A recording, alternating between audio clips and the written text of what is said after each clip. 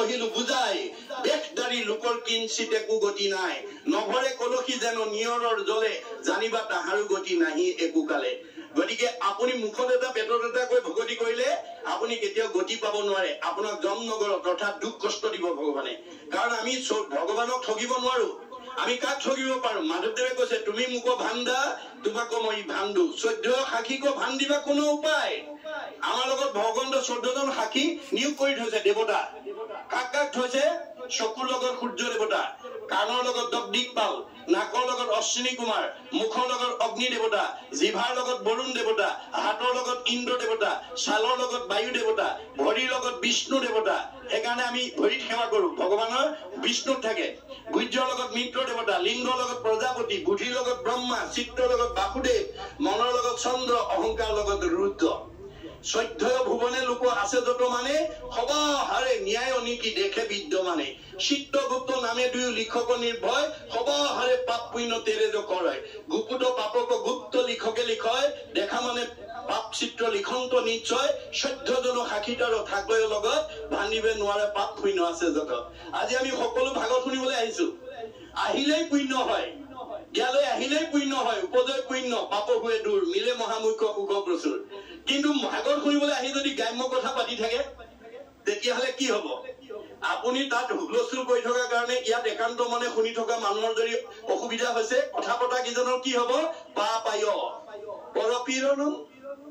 আপুনি গ্ৰাম্য কথা পাতি যদি ঈশ্বৰ কথা শুনাত বাধা নিষেধ কৰিছে আপোনাৰ পাপ লৈ যাব লাগিব মনত ৰাখিব কথাটো মই এতিয়া দেখিছো আপোনালোক সকলোৱে মোলে চাই আছে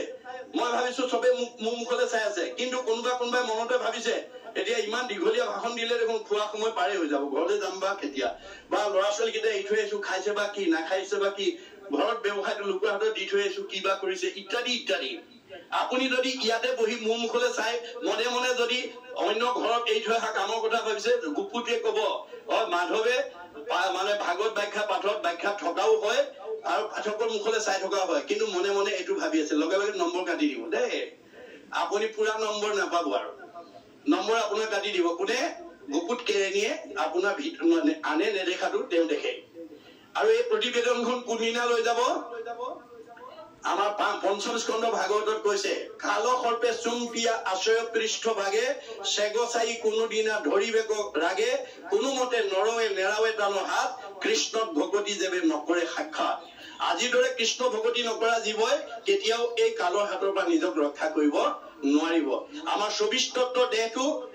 কি হৈ যাব কাল সৰ্পই দংশন কৰাৰ লগে লগে কাষ্ঠ যেন থাকিবেক মাটিত পৰিয়া হেন দেহ আপোনাৰো বুলাকি লাগিয়া আমাৰ যিদিনাখন কাল সৰ্পই শেষ খুঁটটো মাৰিব 24 তত্ত্বৰ দৃশ্যমান দেহাটো মাটিত পৰি থাকিব তাৰ পৰা অদৃশ্য নেদেখা দেহ এটা ওলাই যাব যাক মানে ভাগৱতে কৈছে কি একাদশ ইন্দ্ৰিয় আৰু পাঁচটা বিষয় লিংগ দেহ বুলি তাক জানিবা নিশ্চয় আমাৰ দেহৰ পৰা আমাৰ এই 24 তত্ত্ব দেহটো গৈ থকা পিছত নেদেখা দেহ এটা ওলাই যাব তাত 16টা তত্ত্ব থাকিব ইংৰাজীত কৈছে ডিজায়াৰ বডি বাসনা কঢ়িয়াই নিয়া দেহ এটো আনসিন ইয়াক চকুৰে নেদেখে চকুৰে নেদেখা 16 তত্ত্ব দেহৰ লগত 14 জন সাক্ষী দুজন কেৰেনিয়ে আপুনি জন্মৰ পৰা মৃত্যুৰ নিৰালৈকে কিমান ভাল কাম কৰি পুণ্য অৰ্জন কৰিলে আৰু কিমান বেয়া কাম কৰি পাপ অৰ্জন কৰিলে তাৰ টুকুলা দুটা লৈ যাব